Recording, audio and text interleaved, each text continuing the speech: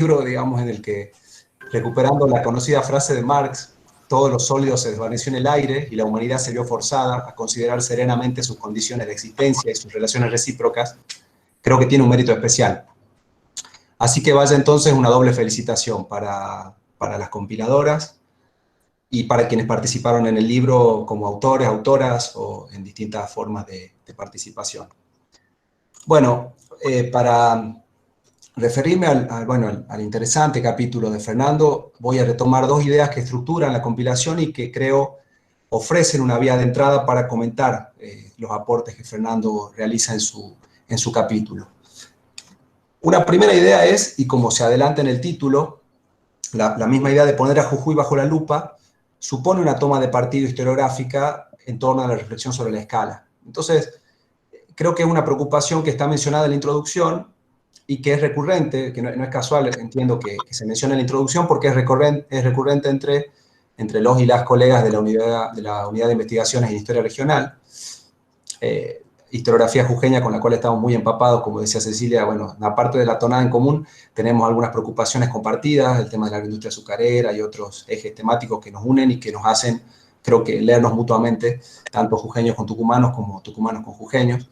Y bueno, en la introducción, tanto Cecilia como María Silvia postulan, siguiendo a Giovanni Levi, la necesidad de aprender la interacción social en un sentido amplio. Y creo que aquí la idea de Jujuy bajo la lupa aparece en torno a una reflexión sobre la escala.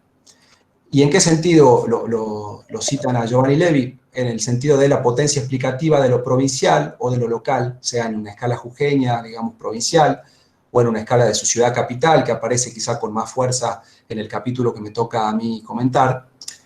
No busca presentar lo estudiado como anecdótico, como exótico, ni tampoco como una corroboración de tesis formuladas desde el centro. Es decir, me parece que esta idea es clave y es importante recuperar a la hora de hablar del capítulo de Fernando, porque como historiadores e historiadoras del noroeste, que podríamos definirla como una región periférica en términos de cantidad de investigadores o de influencia en los debates que estructuran el campo historiográfico nacional, es común vernos en la necesidad de recordar que por pequeña que sea la lente que utilizamos, nuestras investigaciones se interrogan por problemas particulares y universales a la vez.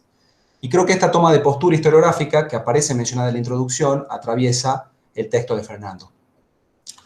Una segunda idea general de la obra, que está mencionada en la introducción y que creo que vale la pena retomar a la hora de leer el texto de Fernando, es aquella que, parafraseando a Marc Bloch, refiere a la facultad de la investigación histórica para aprender lo vivo, en el sentido de empaparse de las cuestiones del presente para pensar el pasado. La disputa simbólica del espacio que Fernando reconstruye en su capítulo contiene, en mi modo de ver, una reflexión de notable actualidad. Aunque si hoy pensamos en las disputas simbólicas por el espacio público, inevitablemente uno tendría que incorporar otras variables. Naturalmente, la virtualidad de las redes sociales sería algo insolayable para pensarlo en la actualidad. El proceso que Fernando analiza nos recuerda la centralidad de las disputas por la construcción simbólica del espacio público en general y de la trama urbana en particular. Cualquiera de nosotros puede tener presente algún ejemplo cuando menciono esto, las disputas simbólicas por el espacio público. Por mencionar uno de fuerte impacto en la agenda nacional, fue el proyecto de ley presentado por la administración anterior, por la presidencia anterior, para cambiar el nombre del Centro Cultural Kirchner de la Ciudad de Buenos Aires en el 2018. Es un debate que vuelve periódicamente, el tema de nominar y cómo nombrar los edificios públicos, ya sea un mega edificio público, un ícono de la Ciudad de Buenos Aires, como será el Centro Cultural Kirchner, o edificios más pequeños, o pasajes, calles, localidades. Es un debate que vuelve periódicamente, el de este mismo edificio, y que tuvo un nuevo episodio, y por eso me llamó la atención, y por eso lo traigo a colación también, hace unos días, porque cuando la muerte de Quino, genial historietista que murió hace unos días, un diputado nacional de la oposición al gobierno actual también presentó un nuevo proyecto de ley, en este caso para homenajear al creador de Mafalda, poniéndole ese nombre al Centro Cultural Kirchner. Y como bien aparece en el texto de Fernando, son procesos que tienen distintas aristas, que implican no solo a quienes lo promueven, digamos, no solo habla de quienes promueven el cambio de nombre de determinada institución, edificio, localidad, pasaje, calle. También otra arista sería qué denominación se propone en su lugar, digamos, ¿no? Para el caso del Centro Cultural Kirchner fue Centro Cultural del Bicentenario en su momento. También había una iniciativa de denominarlo Centro Cultural Gustavo Cerati por la muerte en ese momento del cantante Soda Stereo. Ahora le toca a Quino y así sucesivamente pueden ir distintas iniciativas pensándose para un mismo espacio, ¿no? Otra arista que podemos pensar, naturalmente, cuáles son los posicionamientos que estos debates provocan en el espacio público y que aparecen con gran claridad también en el texto de Fernando. Y lo interesante aquí es que su propuesta nos ofrece diferentes claves para volver sobre esta cuestión, que, como les decía hace un comienzo, es a la vez universal y particular, ya que involucra comunidades específicas, involucra un barrio, una calle, un pasaje, pero también revela una disputa propia de la interacción social en general. Y aquí vuelvo sobre la idea de Levi que está presente en la introducción de la obra.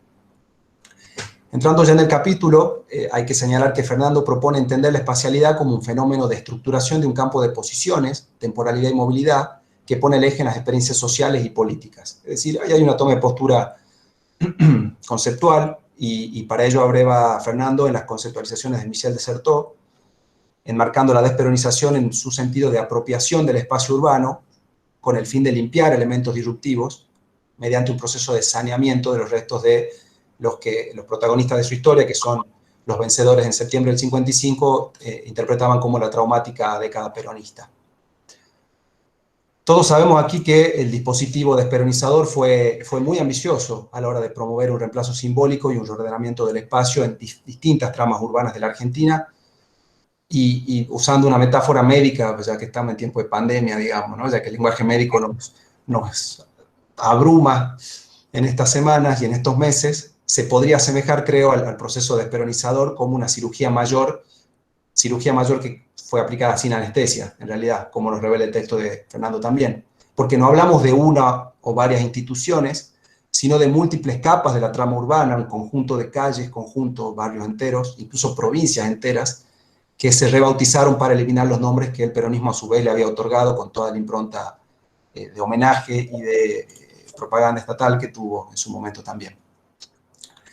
Para analizar este proceso, principalmente en San Salvador de Jujuy, pero en algunos momentos también se apoya en otras localidades y las menciona, Fernando toma dos variables de análisis, ¿no? En la primera parte estudia la irrupción de las multitudes antiperonistas en diferentes momentos de la Revolución Libertadora, primero durante la efímera experiencia leonardista, muy breve, y luego en sucesivas visitas oficiales del año 56 y 57. Aquí, como les decía, el análisis trasciende las fronteras de la capital provincial para referirse a otros puntos del territorio, aunque al pasar aparecen, digamos, otros escenarios también. Y lo que nos muestra Fernando en este primer pasaje del texto es cómo, al igual que en otro espacio de la Argentina, este proceso se experimenta como una verdadera reconquista del espacio público. Aunque a los antiperonistas el espacio público no les estaba vedado del todo, digamos, uno podría recordar manifestaciones de la etapa final del peronismo, digamos, la más conocida o la canónica es la procesión de Corpus Christi, o podría también traer a colación las campañas electorales donde los opositores tenían una presencia relevante, como la campaña del año 51, del año 54. Lo que sucede después del golpe es percibido verdaderamente como una reconquista, y Fernando lo expresa con gran claridad en su capítulo. Es una percepción que se origina naturalmente en el carácter marginal que había tenido el antiperonismo en las calles hasta el año 55, pero cuando digo marginal, vuelvo sobre esa idea, no era, o sea, era marginal, pero era presente, ¿no? Fernando también se refiere al rol de la prensa que acompaña y celebra este cambio de rumbo, al atribuir a estas manifestaciones una suerte de ilusión de unidad de la argentinidad, bueno, que también coincide y está a tono con el discurso de conciliación leonardista de ese primer momento de la Revolución Libertadora. Pero es interesante aquí cómo aparecen también algunas notas disonantes frente a este discurso homogenizante de cierta unidad nacional en la argentinidad. Este discurso buscaba de alguna manera suturar las antinomias del pasado bajo una nueva formulación discursiva, pero Fernando nos muestra también estas notas disonantes con ese discurso de conciliación que, como sabemos, fue muy efímero como de proyecto político también. En particular, y las menciono nada más, hay una mención a una golpiza a un dirigente peronista que, como una suerte de trofeo, hay un comercio del centro de la capital provincial de San Salvador que exhibe fotografías de una golpiza a un militante peronista durante varios días en una vidriera como una suerte de trofeo y de muestra de esa reconquista del espacio público. Estas notas disonantes, en este pasaje y en otros pasajes del texto que ya lo voy a mencionar después, estas notas disonantes nos recuerdan las fuerzas contrapuestas sobre las que se asienta el gobierno de facto y también las ambigüedades del proceso desperonizador, que comienza con una clave conciliadora, pero que cuando toma la impronta desperonizadora más profunda con el aramburismo va a tener otra ambición y otra profundidad. Una segunda variable de análisis en el texto de Fernando es, y creo que es, digamos, la más densa y la más profunda, es el acto de renombrar el espacio urbano a través de la remoción de símbolos asociados al peronismo, como ser plazas, calles, instituciones públicas en general. Lo interesante aquí es que es un proceso que se diseña desde la autoridad central, que irradia como un discurso, digamos, de la autoridad central, del Poder Ejecutivo Nacional de facto, y que es aplicado en cada provincia y localidad por las autoridades diferentes, ¿no? De maneras diferentes aplicado. Y hay una decisión aquí que es bien interesante, que se explica por la búsqueda de legitimar las decisiones del gobierno de facto en una apoyatura social más amplia, ¿no?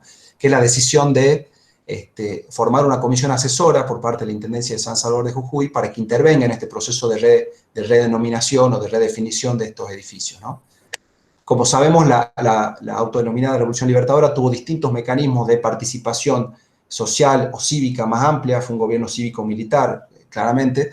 Quizá la más conocida es la Junta Consultiva de los Partidos Políticos, pero hay instancias mucho más pequeñas que replicaron un poco esta dinámica de dar una participación ciudadana más amplia, de esa manera legitimar, ¿no?, las decisiones que se estaban tomando en esa coyuntura. ¿Y por qué es interesante el ejemplo de esta comisión nombrada por la Intendencia? Porque muestra cómo la ambición refundacional que tiene este proyecto supone, a pesar de la rigidez de las proclamas, ¿no?, centradas en la austeridad republicana y en un precepto moral, fuertemente moral, que el gobierno buscaba instaurar, muestra esta comisión un criterio flexible a la hora de definir el panteón. Creo que este criterio flexible, o las excepciones que ahora menciono, es sintomático entre una tensión entre esta impronta refundacional, justamente, que Fernando atribuye acertadamente al gobierno de facto, y la necesidad de dar causa a exigencias más pedestres o más mundanas, digamos, de los protagonistas que ejecutan esas políticas, ¿no? Para dar un ejemplo, entonces, para explicarlo mejor, hay un criterio general que sostiene la necesidad de encumbrar, y cito aquí, personas y símbolos anteriores al 1900, con el fin de no caer en actos de propaganda similares a lo que se le achacaba al peronismo. Pero por pedido de la comisión, ese límite se va corriendo y las fronteras se van modificando. Entonces, por ejemplo, se hacen algunas excepciones, como ser el caso de Lisandro de la Torre y Juan B. Justo, que, bueno, remiten a una tradición partidaria, si se quiere, socialista, conservadora, o figuras asociadas a la ampliación democrática también. Pero también se menciona el caso de Leandro Alem como otra figura que permitiría una excepción. De aquí entramos en una tradición más propiamente radical. También aparecen nominaciones que homenajean a figuras de la política jujeña, como el senador Pérez o Ernesto Claros. Aquí me queda flotando la pregunta, y la dejo picando para Fernando después, si esas inclusiones obedecían a quizá la pertenencia partidaria de los miembros de la comisión. Es un detalle que no sé si vos lo tenés, quizá el dato no lo tenés, imagino, porque no está mencionado, pero me hubiese gustado conocer también quiénes eran esos integrantes de la comisión y si es que promovían lealtades partidarias, o por qué poner un socialista, por qué poner un radical. Quizá ese detalle de los miembros de la comisión creo que podría enriquecer también la densidad de este caso, ¿no? Lo interesante de esta comisión, entonces, y por eso me detengo, es que si uno toma una escala microanalítica, creo que esta comisión nos introduce en uno de los aspectos más controvertidos de la Revolución Libertadora, que Fernando recupera en la conclusión, y que tiene que ver con esa mezcla de una impronta refundacional y una necesidad de la coyuntura, de responder y de ejecutar políticas, de responder a demandas más concretas e inmediatas. El proclamado saneamiento y la austeridad republicana que se proclamaba supone no solo un mero recambio, sino una búsqueda deliberada de desbancar al peronismo de la memoria colectiva, ocultando sus símbolos. Pero esto se ejecuta con políticas determinadas y muestra esa flexibilidad, Fernando, en su capítulo. Aquí entonces la adopción de nombres es casi un verdadero cambio de piel de la trama urbana, o sea, tiene una profundidad y una ambición muy fuerte, pero que está sujeto al internismo del gobierno militar y a la especulación política, que es un punto ciego que tiene el proyecto desperonizador, no solamente en el caso analizado por Fernando, sino en distintos puntos del país. Esto nos recuerda, una vez más, el carácter complejo y contradictorio que tiene la coalición antiperonista que vence en el año 55. Y este interrogante, referido justamente al carácter refundacional que los antiperonistas buscan atribuirse a sí mismos, ¿no?, como líderes y protagonistas de este proyecto político, me lleva a plantear una última idea que creo que el texto de Fernando deja abierta y creo que con la cual vale la pena finalizar mi intervención. Hay toda una apuesta metodológica de Fernando, que es pensar el proyecto desperonizador desde una clave espacial. Esto supone un ejercicio interesante para preguntarse sobre los legados de la Revolución Libertadora y su capacidad para instalar o no una memoria colectiva forjada en oposición al peronismo. Hay toda una producción historiográfica creciente sobre el antiperonismo como identidad política perdurable y duradera en la vida política argentina, de la cual, bueno, este aporte de Fernando es parte de una obra que abarca otras aristas y que él es un fiel representante de toda esa mirada historiográfica respecto a ese proyecto.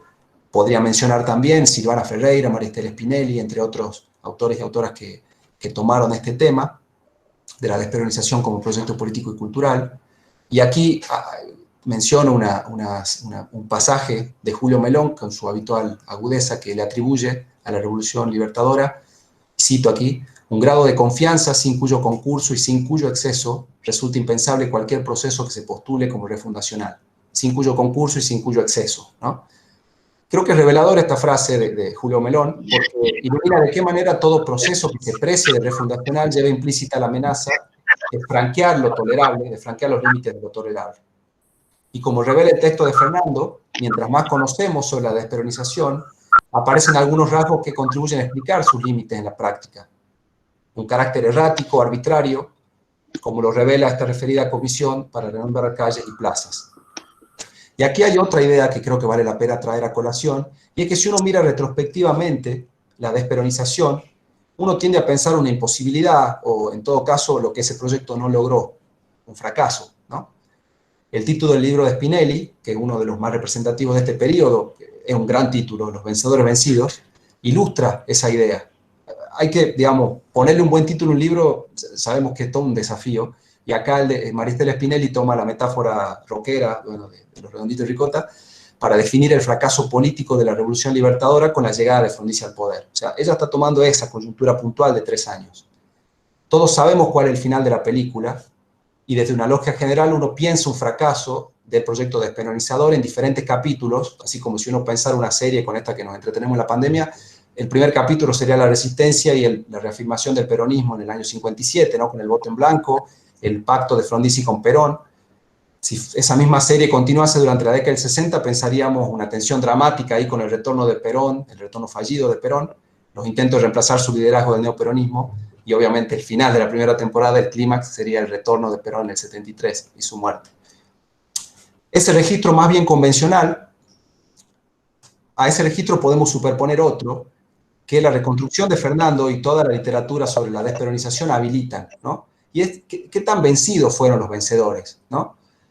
Porque si uno va a contrapelo del registro ese más derrotista o más de pensar en la Revolución Libertadora o la despenalización como un fracaso, hay un fenómeno que se viene llamando la atención y es justamente el antiperonismo como fenómeno social, político, cultural, perdurable en la historia argentina.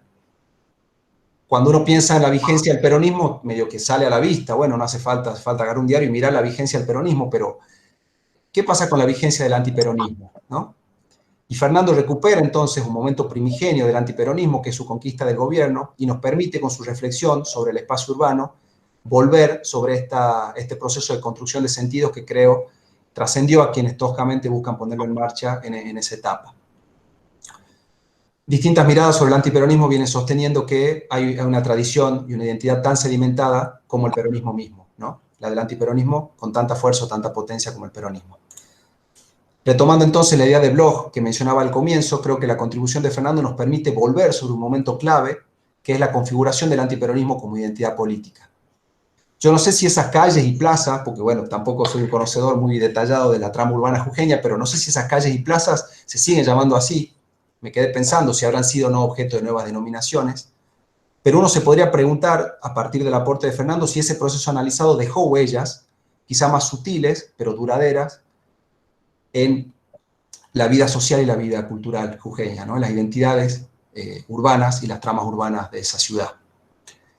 El ejemplo que les mencionaba en relación al Centro Cultural Kirchner, o tantas otras batallas cotidianas que se dan para denominar espacios, instituciones, hospitales, pasajes, calles, creo que siguen modulando las disputas por la construcción simbólica del espacio público y están atravesadas por esa antinomia peronismo-antiperonismo, creo, en la Argentina fuertemente, ¿no? Bueno, cierro, no sigo más. Felicito nuevamente a las compiladoras y felicito a Fernando por el interesante capítulo que escribo para este libro.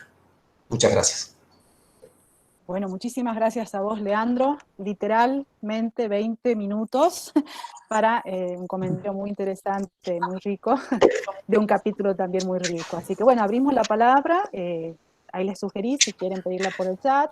Si no, vamos apareciendo por acá. Fernando, si vos quisieras hacer una devolución, por supuesto, también te queremos escuchar. Sí, yo con mucho gusto, por supuesto. Eh, Primero, por supuesto, agradecerle a Leandro el comentario. He anotado muchísimas cosas, me ha dado buenas ideas que voy a seguir trabajando, seguramente para alimentar, ¿no? esta máquina de hablar de antiperonismo. Primero quisiera señalar una cuestión, ya que se trata sobre mi capítulo, algo relacionado que planteaba Cecilia temprano, y es también señalar cierta familiaridad, ¿no? Con este grupo que estamos trabajando, no solo porque mis colegas de la UNIR, sino también porque también tengo un vínculo con Tucumán, fundamentalmente con Leandro, con quien seguimos trabajando actualmente, y por supuesto Florencia, a quien estimo muchísimo, ¿no? Y por supuesto también mis colegas de la red de peronismo, como Mara, Marcelo y Adriana, que andan por ahí también, ¿no? Es una acotación un tanto personal, pero quería aprovechar el momento para hacerlo. Un par de comentarios con respecto a lo que plantea Leandro. Anoté muchas cosas, intento ser lo más sintético posible. Primero, me gustó mucho, la verdad que un poco me descolocó porque no lo esperaba. Sé que Leandro es muy agudo en sus comentarios, por supuesto. La lectura actual sobre este texto, a mí no me ha pasado, no sé a ustedes, que escribimos historias hace mucho tiempo, que les digan en una intervención que un escrito ayuda a entender los fenómenos actuales, ¿no? La verdad que eso es algo que yo encuentro sumamente grato, y la verdad que más allá de que adhiero a muchísimas de las cosas que ha planteado Leandro acá, no deja de sorprenderme, ¿sí? Que podamos leer el presente a la luz de los fenómenos pasados. También encuentro muy interesante la forma en la que Leandro ha articulado, ¿sí? Esta trama en torno a la propuesta general del libro y el artículo. Hay cosas que a mí no es que las había omitido, pero se me habían pasado un poco en la formulación del texto, y la verdad que agradezco mucho el comentario de Leandro, sobre todo en lo que concierne a los aspectos microhistoriográficos. Creo que él ha venido como a llenar cosas que yo no había dicho o había omitido, ¿no? La verdad que nuevamente le agradezco el comentario. Algo que me parece que quería, que lo tengo acá anotado con respecto a tu pregunta sobre la comisión nomencladora. Tengo que confesar que es algo que se me pasó indagar al respecto. En realidad es un tema bastante desarrollado en los diarios, ¿sí? Hay bastante información, no solamente en los diarios, sino que hay además un expediente del archivo municipal donde hay una gran cantidad de datos. Tengo que confesar que se me pasó cruzar o observar quiénes integraban esa comisión, porque honestamente no sé si están. La verdad que no he prestado atención en eso. Y he tomado nota como un elemento a revisar, ¿no? Porque creo que es muy interesante eso que vos mencionabas a propósito de que la formulación, ¿no? De nuevas prescripciones en tiempos de la Libertadora seguramente está asociada a ciertas trayectorias biográficas, ¿no? Partidarias y entrelazadas con el devenir de la Libertadora en términos locales. Así que tomo nota de eso también. ¿Qué más me parece tremendamente atractivo? Es la apelación al discurso médico. Me parece que es un dato muy interesante a tener en cuenta. De hecho, yo he escrito algo al respecto en un viejo artículo, pero en realidad pensándolo en un discurso médico en torno a la no me va a salir la palabra, me disculpo, patologización, perdón. Eso, ¿entendió? Mil Lo dijiste disculpas. bien, Pat. Ah, perfecto, buenísimo. Con respecto a ese tipo de tratamiento, fundamentalmente en los medios de comunicación, pero pensado fundamentalmente en relación a la resistencia peronista, ¿no? Creo que es un dato muy interesante que, si lo pensamos también en clave histórica un poco más amplia, reaparece después fuertemente durante la última dictadura, ¿no? Todo ese tratamiento en relación a la disidencia armada y en general a lo que se denominó como subversión, en términos de cirugía, ¿sí? Entonces, todo ese discurso médico quirúrgico que se puede apreciar en los años 70, también cabe pensar, ¿no?, si lo podemos leer en términos más amplios, en relación a la redefinición de un discurso médico. Me suena mucho a Foucault, que es algo que venía pensando en relación al peronismo como objeto de discurso, o como objeto de discurso redefinido en el paso del peronismo a la libertadora, y creo que esta idea que propones, Leandro, tal vez de manera intuitiva, me parece que hay, digamos, una beta bastante interesante para seguir pensando esto. Creo que me parece también muy interesante pensar esta idea de las huellas, ¿no?, que quedaron en estos cambios introducidos por la Revolución Libertadora. Muchas de las calles, muchos de los nombres que vos leíste permanecen todavía.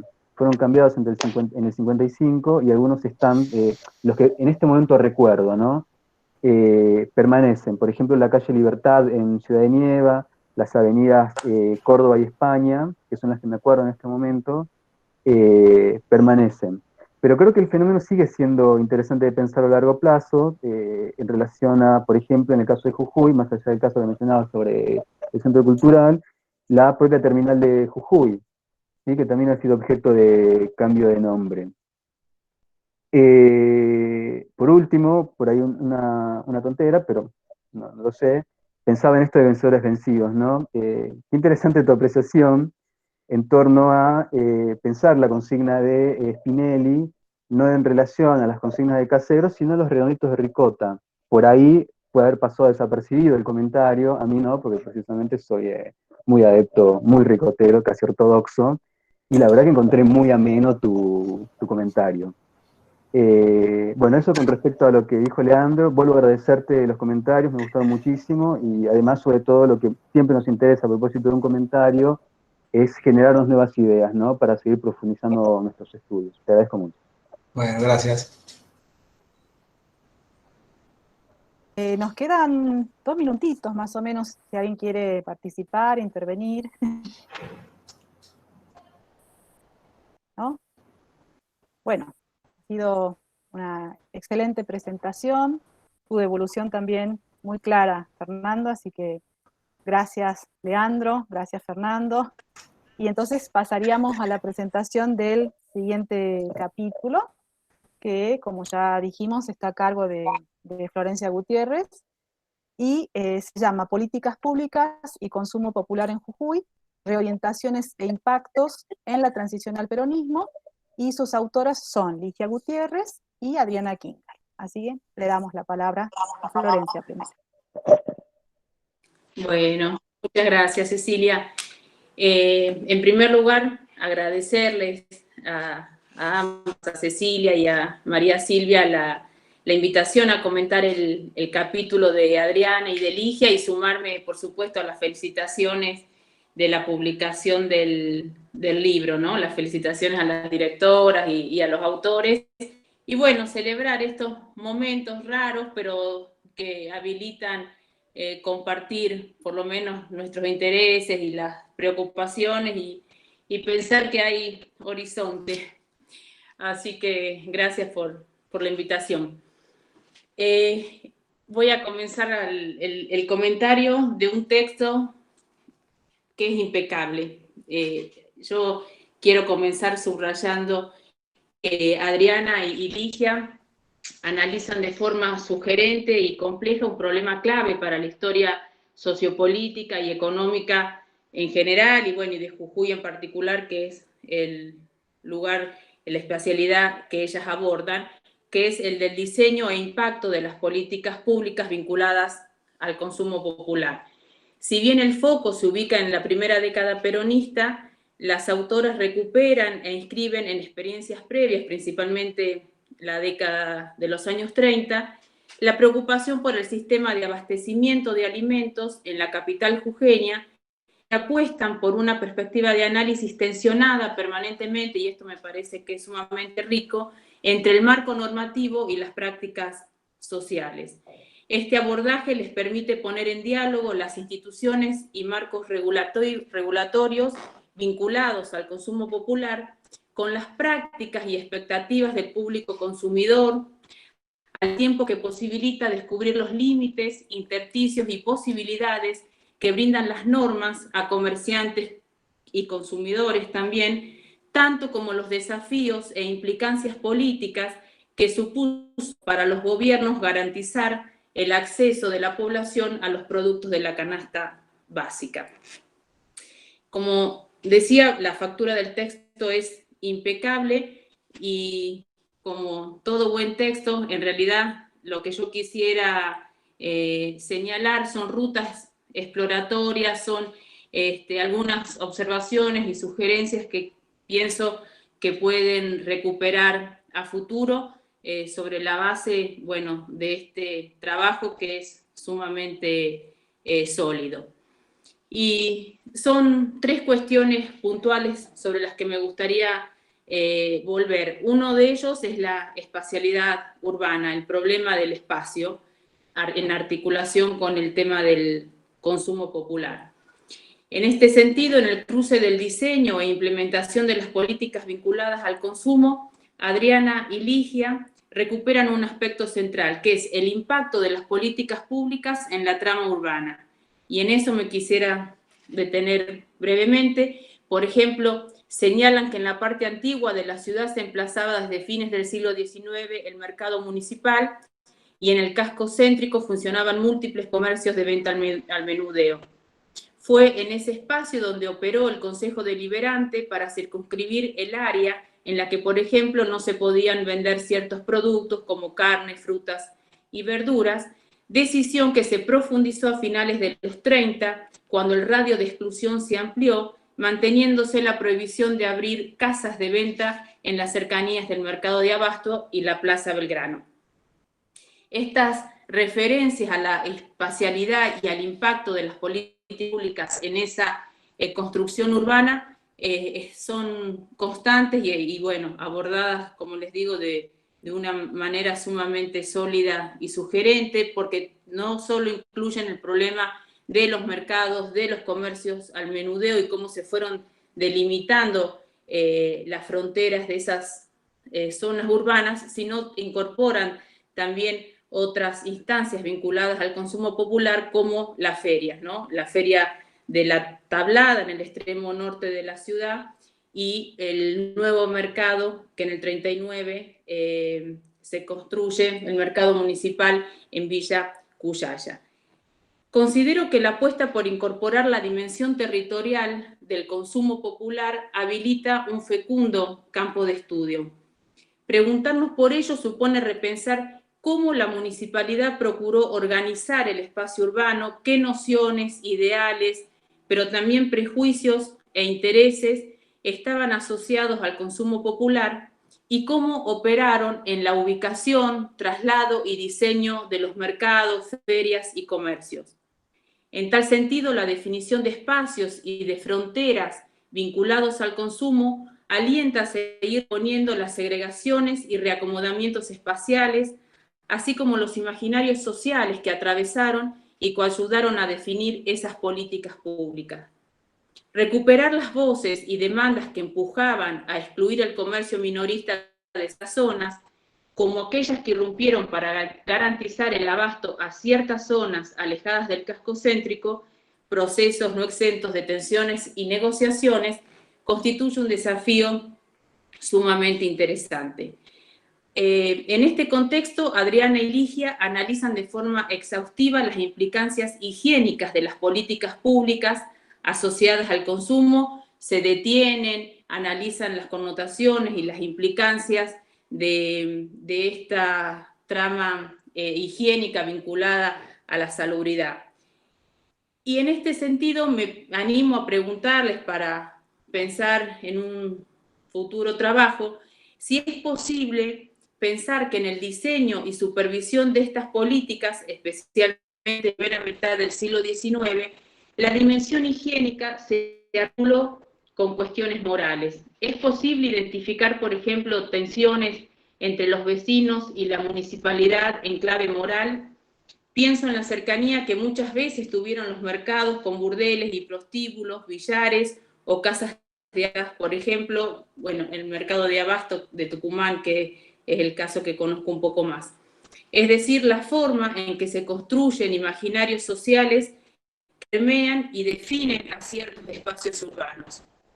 Y en este sentido, también cuando leía el texto de Adriana y Ligia, me acordé de un texto de Adriana Schettini, quien enlaza la preocupación por la distribución espacial de los prostíbulos en la Buenos Aires de fines del siglo XIX con el peso de los intereses inmobiliarios. Entonces, quizás por ahí también habría una ruta exploratoria para pensar cómo esos intereses inmobiliarios incidieron en la ubicación o segregación de mercados y puestos. Este nudo de problemas devuelve la presencia de un actor importante encargados de supervisar el cumplimiento de estas políticas públicas y que es, por supuesto, recuperado en el texto, la figura de los inspectores municipales.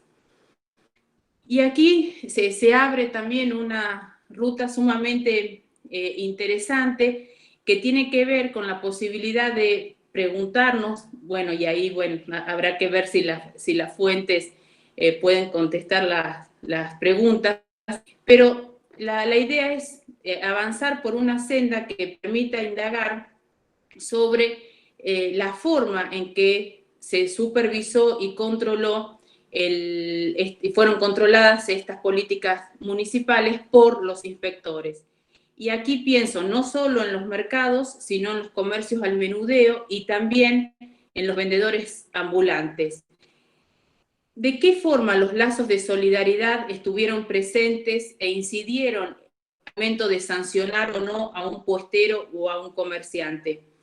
Y ahí recupero el trabajo de Mario Barbosa, que analizó el comercio ambulante en la Ciudad de México a fines del 19, para pensar, y quizás ustedes tienen pistas también para avanzar sobre esa línea de trabajo, cómo pudo incidir la trama de solidaridades entre sujetos que probablemente habitaban el mismo barrio, tenían los mismos gustos alimenticios y compartían espacios de sociabilidad.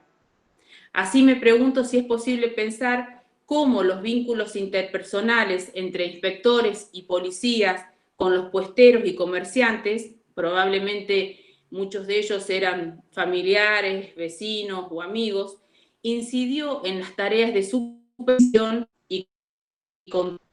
Un segundo eje que me pareció sumamente interesante es el de la politización y movilización popular en clave de consumo. Es un problema que las autoras analizan de manera exhaustiva, no solo durante la primera década peronista, sino las décadas previas, es decir, cómo la dimensión de la politización estuvo asociada al consumo, ¿no? En este sentido, destaco, subrayo la forma en que, por ejemplo, Ligia y Adriana analizan cómo el Estado peronista reclamó la colaboración de la población para sumarla a la cruzada contra el agio y la especulación. Estudian cómo a fines del 50 se constituyó en Jujuy, a instancias del gobierno, una organización de consumidores que además de representantes oficiales y gremiales sumó a las amas de casa. Y aquí, bueno, uno siempre lee en función de lecturas y sedimentaciones previas. Me parece que se pueden cruzar la perspectiva y los problemas que analizan Adriana y Ligia en su artículo con el texto de Nicolás Quiroga. El texto de Nicolás y muchos de sus líneas de trabajo creo que resultan muy útiles para repensar cómo las políticas y las medidas gubernamentales vinculadas al comercio y la lucha contra el agio impactaron en la sociedad civil durante el primer peronismo. Nicolás, por supuesto, sitúa su trabajo en Mar del Plata, pero creo que hay un cruce significativo de preocupaciones con el texto de Adriana y de Ligia, ¿no? Las implicancias de la movilización de los consumidores para controlar al comercio, para ajustar los gastos domésticos, para ahorrar y especialmente el rol de las unidades básicas en esas campañas de movilización popular. Y en ese sentido me pregunto si esa atención que recupera Nicolás Quiroga para Mar del Plata es susceptible de pensarse para el caso de Jujuy. Es decir, la atención entre la noción de un partido ordenado y unidades básicas entendidas como espacios de adoctrinamiento, asesoramiento y vigilancia, y por el otro lado, un partido movilizado y unidades básicas con autonomía y autodeterminación, como lo pretendían ciertos activistas locales de Mar del Plata, opción que fue ignorada por los dirigentes provinciales y nacionales y por la propia prensa partidaria. Creo que ese filón de las formas e instancias de la politización asociadas al espacio barrial, con la fundación de asociaciones, centros, comités y unidades básicas, permite un fuerte vínculo con las tensiones partidarias, sobre todo durante la primera década peronista, que se van a expresar muy claramente en la lucha contra el agio. Y el tercer núcleo de problemas que me parece sumamente sugerente, la forma en que las autoras lo proponen, tienen que ver con los sentidos de lo justo y la construcción de derechos, que es una preocupación presente en la propuesta de Adriana y Ligia, y que a mí me trajo a la memoria fructífera noción de economía moral acuñada por Thompson. Y creo que por ahí es una cantera y se puede seguir indagando y recuperando perspectivas y vertientes de análisis.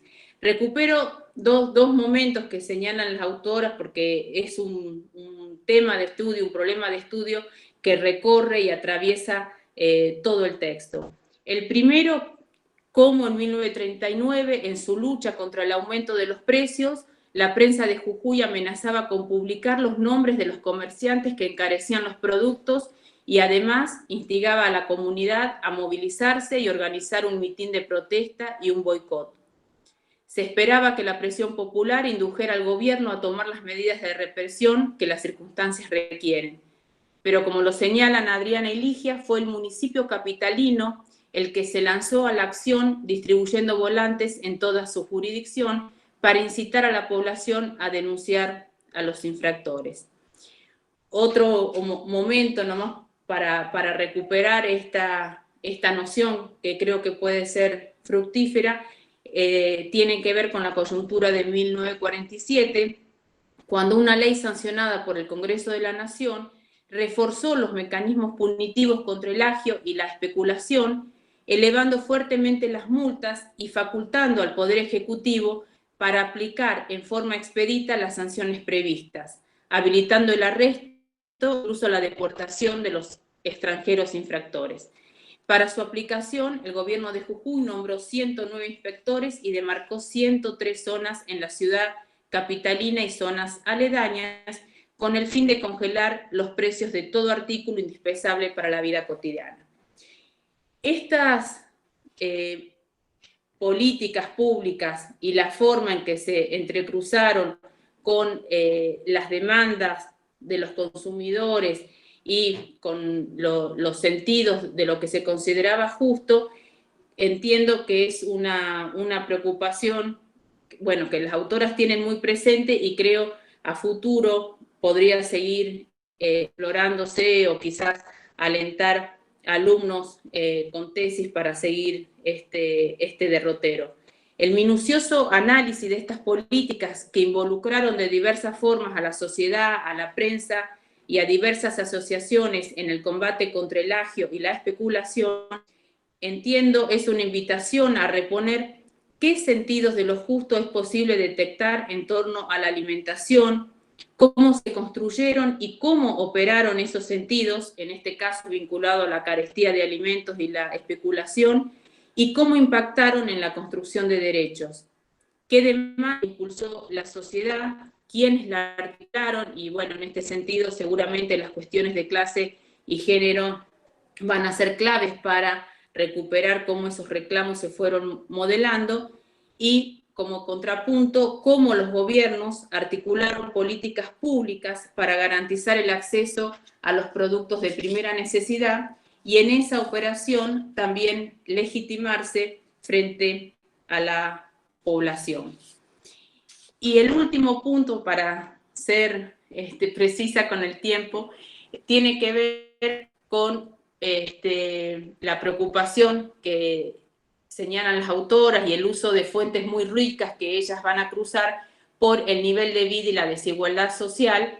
Y aquí me da un poco de vergüenza hablar de este tema teniendo una amiga y especialista en el público como Paula Parolo, pero sí quisiera señalar la forma en la que las autoras incorporan esta línea de análisis para pensar el tema del consumo popular en Jujuy y la variedad y la riqueza de fuentes que utilizan.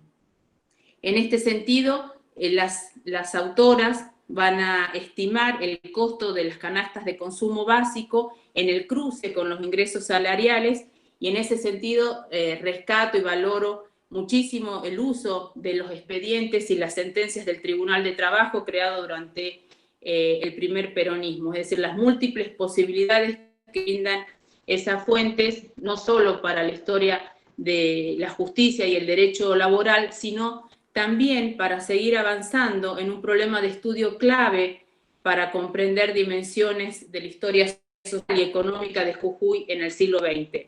Recuperar entonces las condiciones materiales de subsistencia permitirá un mejor conocimiento del problema de la desigualdad, del gran problema de la desigualdad social, y seguramente permitirá miradas comparativas. En este sentido, considero sumamente alentador sustentar esta perspectiva de análisis para poder avanzar en un profundo estudio del consumo popular en el siglo XX en Jujuy.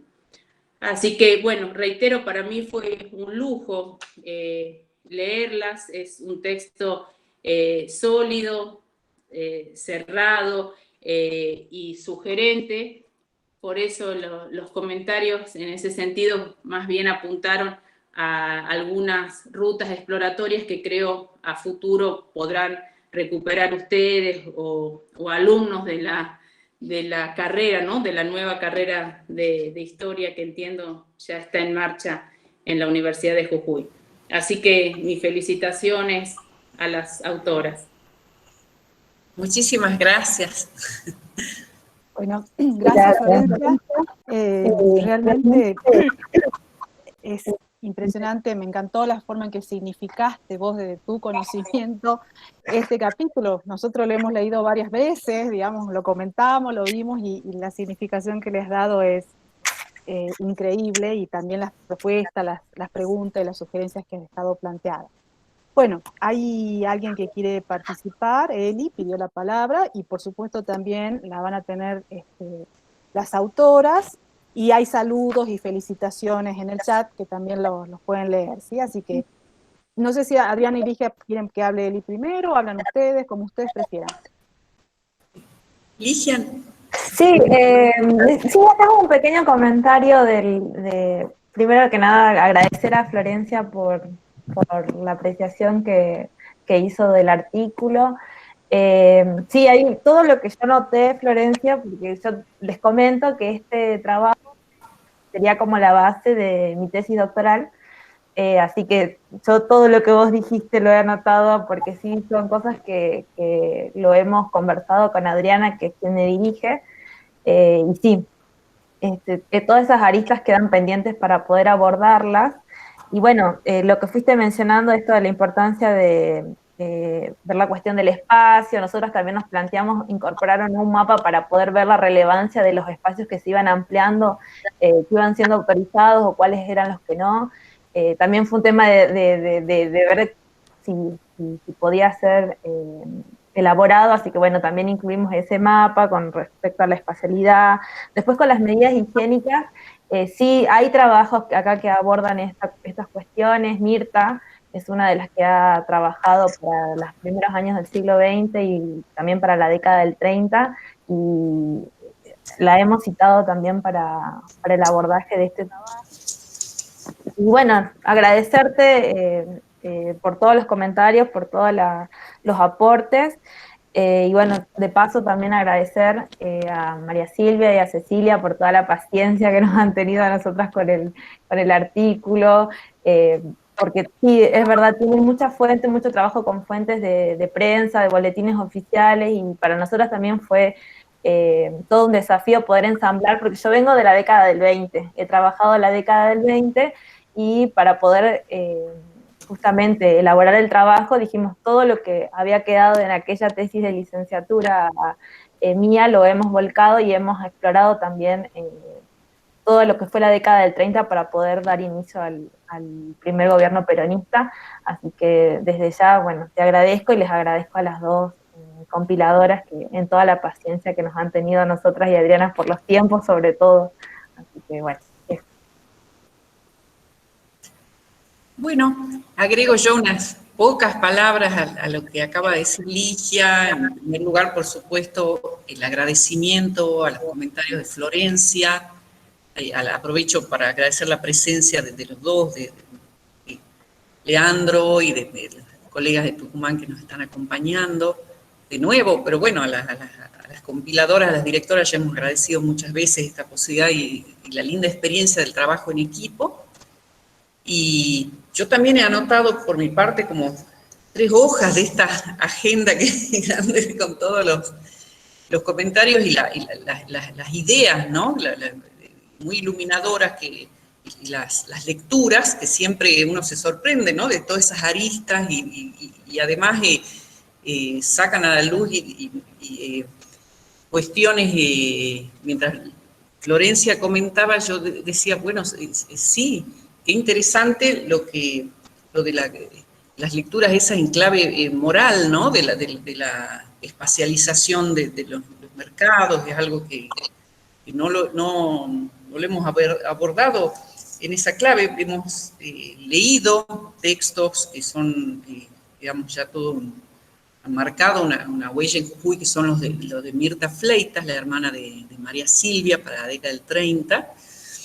Y bueno, y ahí hay toda una trama también por explorar. Nosotros, el trabajo se basa mucho en fuentes, digamos, de la prensa escrita, después en fuentes institucionales municipales, y como dice Florencia, bueno, aprovechando el recorrido por la fuente de la justicia laboral que nos ha provisto esa posibilidad de conocer cuánto realmente, bueno, cobraban distintos sectores, digamos, de trabajadores y las fuentes periodísticas que gracias, sobre todo en la etapa peronista, ¿no? Con las comisiones abastecedoras y la publicación de precios máximos, entonces uno podía realmente aproximarse al salario real, y en esa clave, sí, bueno, el trabajo buscaba espacializando preguntas generales, ¿no? Como uno dice, bueno, en esta clave que es la que quiere proponer el libro en la lupa, es de plantearse como preguntas generales y encontrar esas respuestas locales, ¿no? Entonces, respondiendo a esta cuestión de los alcances de las políticas públicas y esta articulación. Esa línea, los comentarios de Florencia enriquecen en múltiples sentidos el trabajo, con propuestas muy sugestivas y que Ligia, ¿no? que yo he incursionado, esto no se inscribe, digamos, en mi línea historiográfica, salvo por la referencia al peronismo, pero me ha entusiasmado muchísimo el acercamiento a esta cuestión del consumo popular. Y bueno, se abre de acá un desafío muy grande que Ligia ya comentó, así que vuelvo a agradecer los comentarios de Florencia porque nos enriquecen en múltiples sentidos. Eso nomás quiero decir, así dejamos la posibilidad de las preguntas. Muchas gracias. Bueno, gracias. Eli, vos tenés la palabra ahora, ¿sí? No sé si alguien más quiere pedir. Bueno, primero felicitar por la producción y el escrito, y más que nada también felicitar a Ligia por el crecimiento académico que ha tenido, o sea, ha sido mi compañera, tanto de la licenciatura y también es una gran compañera de vida, ¿no? Con respecto a Adriana, bueno, prácticamente es como una segunda madre, también me dirige a mí en mi tesis de la licenciatura, ¿no? Y esto del COVID y lo demás, de tocar fondo, creo que ha sido muy importante en mi vida y gracias a Marita también y a toda la facultad. Me parece muy interesante el escrito, quisiera quizás que al inicio del capítulo hay una imagen de una revista del mundo peronista, quizás hay una historia detrás, ¿no? Porque uno siempre selecciona una imagen que hace referencia a nuestro capítulo. Recuerdo, por ejemplo, cuando Rosana Huber vino acá a la provincia de Jujuy, y en su libro Experiencia del Alcohol, ella comenta que esta imagen representaba, por ejemplo, el ataque cuando sufre lo que es la parte de la Armada, ¿no? Entonces, quizás por el tiempo hay una historia detrás de la imagen seleccionada al inicio del capítulo, ¿no? Otra pregunta también, o sea, y también que quiero recastar, la gran creación también, ¿no? De esto de esta fuente, o sea, de la imagen que Ligia puede crear a través de diferentes fuentes como referencias, y la imagen que me refiero es a los radios de exclusión de comercial, ¿no? Que ella a través de fuentes puede determinar cuáles fueron esos radios, ¿no? Una segunda, también una tercera pregunta, cuando ellos se refieren en la década del 30, en donde hay una gran problemática con respecto a lo que es la leche y también lo que es el estado de las carnes, ¿no? Si bien ellas hacen referencia a las fuentes del Diario Heraldo y del Día, quería preguntarle si es que hay casos específicos en la provincia de gente que consumió esa carne o esa leche de alguna manera mal producida, y entonces si es que hay casos en la provincia o hay un registro de eso, ¿no? Y también, bueno, la última pregunta, más que nada como una reflexión, ¿no? Ellos plantean que en la década del 30 el gasto diario en la canasta ascendía a 1,70, y el jornal mínimo de un obrero en la provincia de Jujuy era de 4, ¿no? 4 pesos, calculo. Entonces, ver eso, de alguna forma, si es que hay más casos o hay más escritos con respecto a esa gran discrepancia que hay entre lo que siempre creo que pasa y tiene que ver con respecto a las conclusiones que van a plantear las autoras, de que la idea es reflexionar.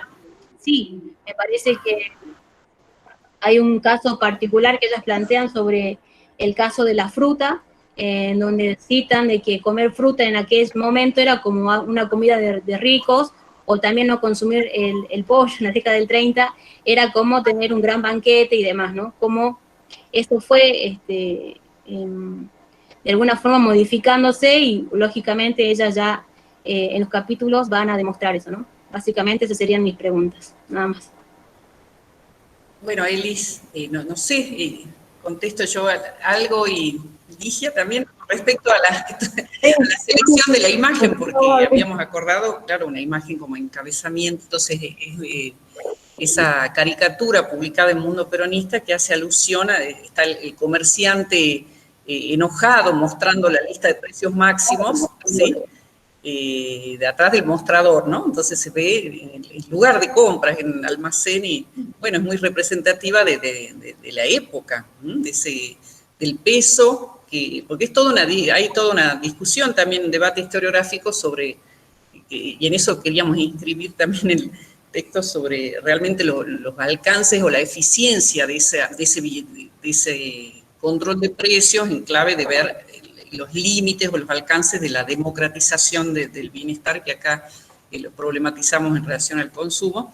Y lo que vos decías recién, a ver, me acuerdo de último, eso de lo que era comer pollo y fruta, que menciona Elis, eso en realidad es una cita de la prensa, ¿no? O sea, las quejas, siempre está la prensa, pero diga, la década del 30, ¿sí? Porque está también esta cuestión regional, ¿no? O sea, hay frutas en Calilegua, pero en realidad llegaban desde el litoral, totalmente encarecidas por los fletes, es decir, ¿m? Pero no recuerdo, Elis, otra de las preguntas, ¿cuál era? También la cuestión de los alimentos, la leche, la fruta. Ah, bueno, claro, eso en la medida sí, o sea, sería bueno recorrer otras fuentes, ¿no? Como si lo que nosotros rescatábamos y después hacíamos una selección, porque hay una profusión de referencias en la prensa. A la hora de ponerlo en texto, digamos, y de reducir, uno va tomando las más significativas, pero digamos, son editoriales y las notas de la prensa que se quejan, por ejemplo, la forma en que se transportaba la carne, que más allá de todo lo que se decía, en definitiva iba la gente, o los transportistas, los peones, que iban sentados encima de las reses, digamos, entonces toda esa queja, pero uno los rescata de la prensa, ¿no? Que a la vez tiene todo ese sesgo, si es opositora, de lo que está queriendo decir y los intereses que defiende. Y después, lo que falta, que eso de paso también por el comentario de Florencia tan interesante, o sea, faltaba, por ejemplo, sería muy bueno esto de las unidades básicas y cruzar, pero nos faltan las fuentes, es decir, si no hay pistas nominales en la prensa, que es una de las fuentes que hemos recorrido, y hasta no hallarlas, nos imposibilitaba, ¿sí? Ver, porque hablan por ahí de vecinos, pero no están los nombres, ¿no? De quienes formaban las comisiones de amas de casa, entonces nos falta ese cruzamiento que, bueno, habrá que seguir, o sea, no descreemos o no bajamos los brazos en la búsqueda, hay que ver si logramos encontrarlas, ¿no? No sé claro. Y sí. con respecto, por ejemplo, lo que comentaba Elis de la edición de ese mapa, también nos trajo discusiones porque teníamos que ver el cambio de las calles, o sea, cómo cambió con el tiempo la nomenclatura de las calles, entonces que Mirta ahí nos ayudó también de que esta calle, de poder ver la extensión, eso también fue como una elaboración de que eran datos dispersos que después, bueno, lo fuimos elaborando y cerramos esa elaboración con Adriana. Y sí, también nos pasó que vimos para el periodo posterior, por ejemplo, la cuestión de los dueños del mercado, que tenemos la pista de cuáles son para la década del 60, quiénes son los que ya alquilaban y los propietarios de los puestos del mercado, pero justamente tenemos que encontrar esas pistas para el periodo peronista, quizás antes, para poder ya hacer como ese vínculo de ver cómo con el tiempo perduró o cambiaron o cómo fue la que se dieron esas concesiones. Así que ese es otro de los desafíos que también nos queda por del trabajo. Sí, y bueno, para decir esto que no mencioné, Florencia, que tan interesante que acá dije, anoté muchas cosas, ¿no? Pero esta ligazón que uno puede imaginar, porque realmente habría que reconstruirla más entre los vecinos, el inspector, ¿sí? Que eran de ahí, o sea, si ahora es Chico Jujuy, imagínense en esa época se conocían todos en los barrios y salían de ahí, ¿no? Entonces la eficacia de esas por eso un poco la clave de ver el salario real, ese dato duro, decir, bueno, cobraban tanto y esto costaba tanto, y ver si les alcanzaba para cobrar la canasta básica y los alimentos considerados saludables, que está toda la impronta también en la época de la discusión nutricional, entonces, bueno, ¿no? Pero se abren miles de aristas, así que agradezco a Florencia nuevamente por las pistas que iluminó con su comentario para seguir. Totalmente.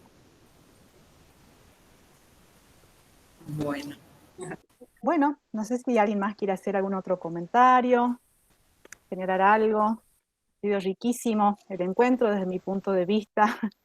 Los comentarios excelentes, el intercambio también, la presencia de todos ustedes, un gusto.